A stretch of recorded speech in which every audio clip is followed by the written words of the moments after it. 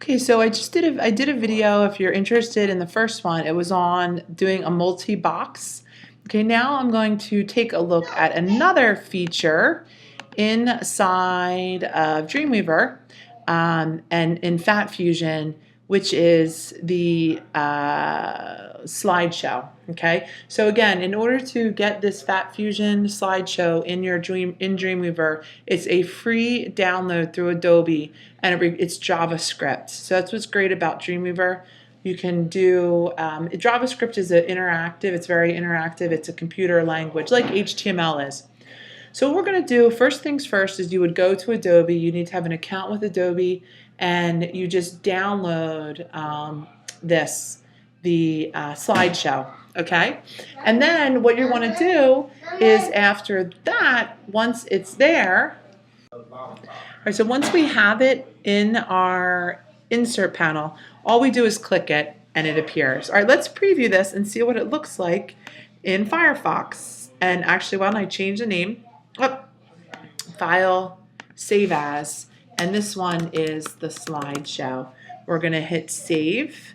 All right, now it's going to tell us that we need to save all of this other files, and it's very important that we do this. Okay, we can see that these are the JavaScript files, and this is the code that's going to tell it to do what it does. So we hit OK, and we are going to preview this in Firefox, and we can see that this is what this looks like. Okay, this is what this looks like. Okay, so we can see that this is what it looks like, and it actually can run even on its own if you want to. We can go next, previous, click them, and that's how it moves around. Now, how do we go about getting our images into here? Well, what we want to do is we want to click and we want to come to the Properties panel. And what we do is we come to Source. We want to find our images. We come right to here. I have them in a file called Images Copy.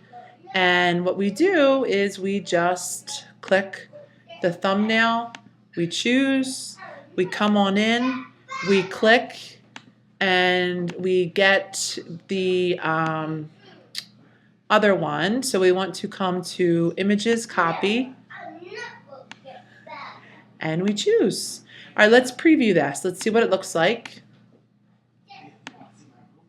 And there we have it. Now the problem with these ones are that you do not have titles. So if you wanted titles, you don't get titles with this one, but this is how it works. All right, let's do another one, and then we can look at changing things around. So we come to this one, and we click, we come right here, we find our images, and we load the thumbnail, we hit choose, we come down here, we load the larger one, design class, and we find it, load as large, we choose.